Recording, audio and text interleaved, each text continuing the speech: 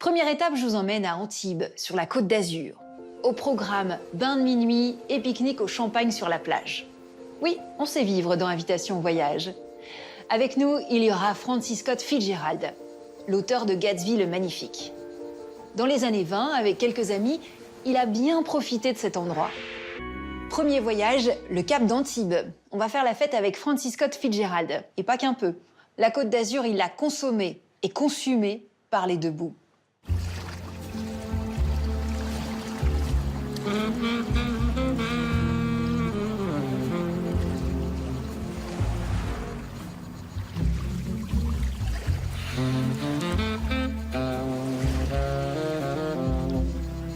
La Riviera de Francis Scott Fitzgerald se trouve sur les bords charmants de la Méditerranée, à mi-chemin entre Marseille et la frontière italienne. C'est l'écrivain américain lui-même qui la situe ainsi, dès la première ligne, de la première page, de l'une de ses œuvres les plus célèbres, Tendre est la nuit. Récit de l'amitié entre une jeune actrice américaine en villégiature sur la Riviera française et un couple de noceurs qui incarne à ses yeux l'idée même du bonheur. Plus précisément, cette Riviera se limite à un bout minuscule de Côte d'Azur, comme suspendu sur la mer entre l'antique ville d'Antibes et la cité balnéaire de Juan-les-Pins, le Cap d'Antibes.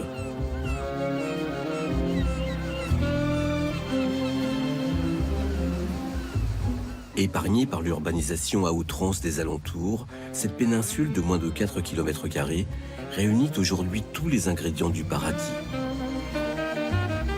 Le soleil vibrant constamment sur une mer translucide, un climat et une lumière proches de la perfection.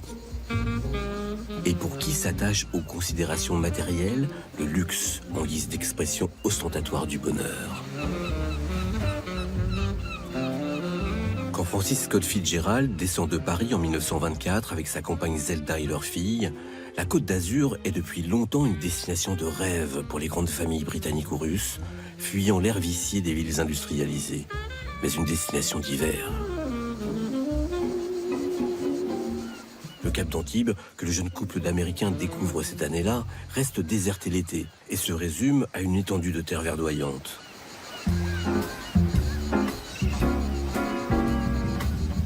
Elle reprit sa marche à travers une mer de pivoine où se mélangeaient tous les tons de rose, de tulipes noires et bronzées, de rosiers délicats, aux tiges presque mauves, diaphanes, comme des fleurs en sucre dans une vitrine de confiseur.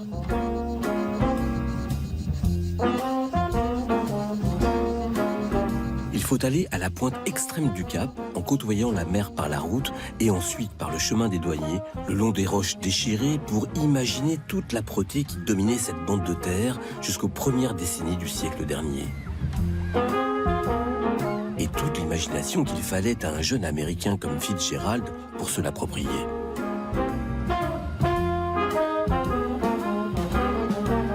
Dans les années 20, c'est une portion, une enclave complètement préservée où il n'y a que des arbres, beaucoup de pins évidemment, comme on peut encore les voir aujourd'hui, des eucalyptus, des pythos, et les bougainvilliers qui rampent et qui grimpent. Très peu de construction, quelques villas, belle époque, de 1880-1890, quelques palaces, mais qui sont fermés, puisque la saison d'été n'existe pas. Le Cap d'Antibes n'a pas de plage propre, puisque ce sont des successions de petites criques rocailleuses, toujours recouvertes beaucoup d'algues. Mais Fitzgerald sent bien que sous les rochers et les algues de la plage se cachent des promesses d'évasion. Il n'est pas le seul. Cette pointe du bout du monde, c'est un couple d'amis qui la lui a fait découvrir. Gerald et Sarah Murphy, milliardaires new-yorkais avant-gardistes, ont même demandé au luxueux hôtel Eden Rock de rester ouvert l'été pour accueillir leurs amis.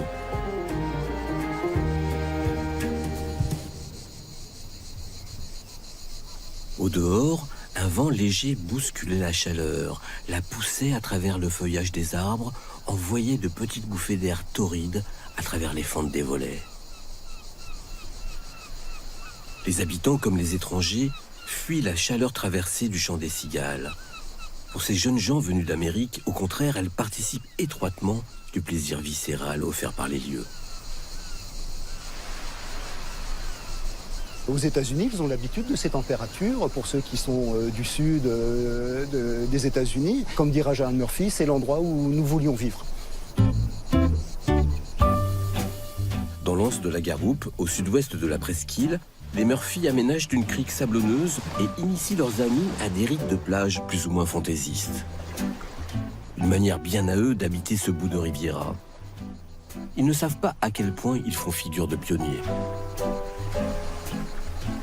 Ils se rendent compte tous que sur ce sable blanc, comme ça, dégagé des algues, dans cette eau qui est à température, eh bien, il y a quelque chose de doux à vivre. Et ils sont les premiers à le vivre. C'est leur histoire, c'est jusqu'à devenir un roman, Tendre est la nuit. Une fois que les parasols, les tapis de bambou, les chiens et les enfants avaient été mis à leur place, cette partie de la plage était comme protégée par un mur d'enceinte. Ils sont complètement libres, ils explosent les codes vestimentaires, alors que la mode pour les femmes est à la jupette de bain et pour les hommes le maillot de bain à bretelles. Eux balaient tout ça pour adopter le slip de bain pour les hommes et puis le maillot de bain une pièce pour les femmes, donc une révolution complète. On joue aux charades, on mime, du théâtre, des ballets, on boit du sherry frappé et puis on tire les plans sur la comète pour la soirée. Si on va au casino de Juan-les-Pins, qui est le fief, et cela, ça va durer pendant des années.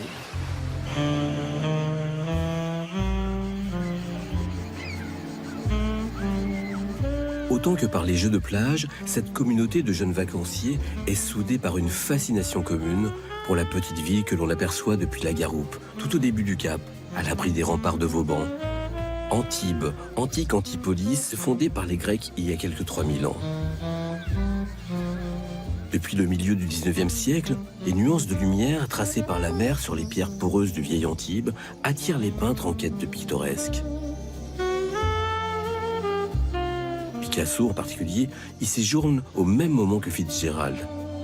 À sa suite, toute une palette d'artistes se laisse tenter eux aussi. Les jeunes Américains étaient très férus de la culture européenne, etc. Quand ils sont arrivés en Europe, pour eux, c'était les nouvelles idées, c'était tout ça. Et la côte ici, eh bien, c'était un petit peu... Ça ressemblait un peu à leur côte ouest. C'était une côte ouest qui était inhabitée.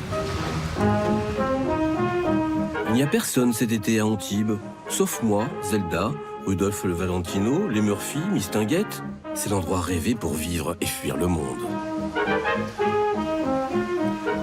Ils étaient vraiment dans leur île déserte. Ils pouvaient faire toutes les folies qu'ils voulaient. Ils pouvaient boire autant qu'ils voulaient. Ils pouvaient organiser des fêtes autant qu'ils voulaient. Et ils les organisaient aussi avec toute l'intelligentsia française. Les Picasso, les Man Ray, tous ces gens-là les retrouvaient ici en vacances. Fitzgerald, comme Hemingway ou Dos Passos, font partie de ce qu'on appelle la génération perdue, ces écrivains américains désabusés, fuyant l'Amérique du lendemain de la Grande Guerre, pour l'effervescence culturelle de Paris et pour l'état d'esprit festif qui règne alors à Antibes. C'est d'ailleurs idéal, accessible à moindre frais. Tous ces jeunes, après la guerre mondiale, on avait marre de l'Amérique très puritaine, où il y avait quand même la prohibition, ne l'oublions pas. Et donc, Blum, ils étaient ici, ils étaient en terre de liberté. Cette joie de vivre, c'est plus encore de l'autre côté du Cap qu'elle se laisse savourer, à l'opposé de la Garoupe, à Juan-les-Pins. Ce n'était qu'une vaste pinède apportant son ombre aux pêcheurs côté mer, aux paysans côté terre. Au début des années 20, un Américain, encore un, mais businessman cette fois, Frank J. Gould, l'achète pour y construire un immense hôtel de villégiature, le Provençal, destiné à ouvrir aussi l'été. Juan-les-Pins devient dès lors le lieu par excellence des années folles sur la Riviera, avec bronzage et jazz à l'appui, et la fête pour oublier l'Amérique et les stigmates de la guerre jusqu'au bout de la nuit. Ici, on mène une vie inventée. Ils viennent avec le sentiment que la culture qui est la leur est une culture dominée par l'artifice. Il faut tourner le dos à une certaine modernité. dont le caractère artificieux s'est avéré meurtrier. Et donc c'est ce mythe méditerranéen qui les conduit ici. Quand Fitzgerald reviendra en famille les 2 étés suivants, ce sera à Juan-les-Pins, justement, dans une maison louée habituellement l'hiver, la Villa Saint-Louis, là où s'élève aujourd'hui l'un des plus somptueux hôtels du Cap, le Bellerive.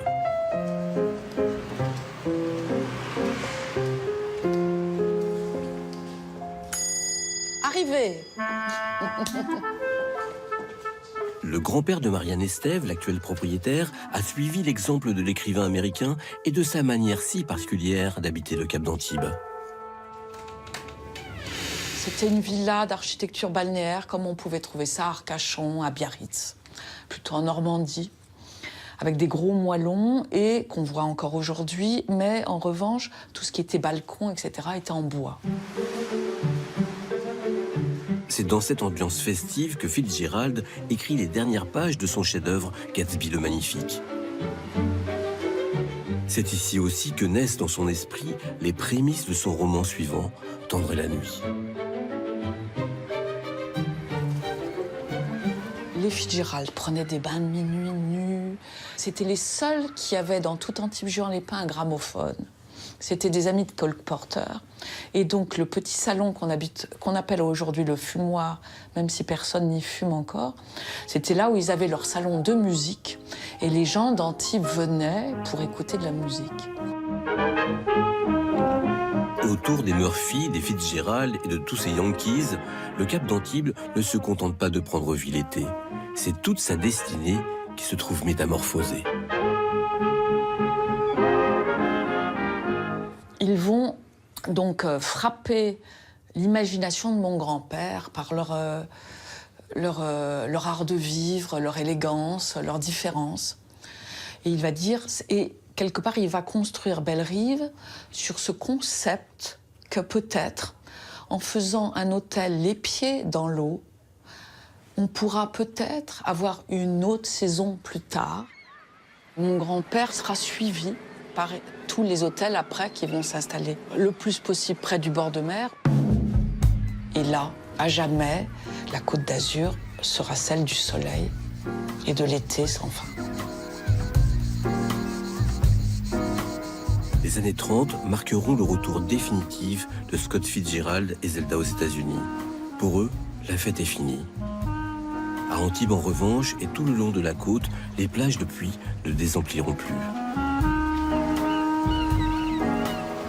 Dans le sillage de Fitzgerald et de ses comparses de la génération perdue, les Américains auront définitivement transformé la Riviera française en Côte d'Azur.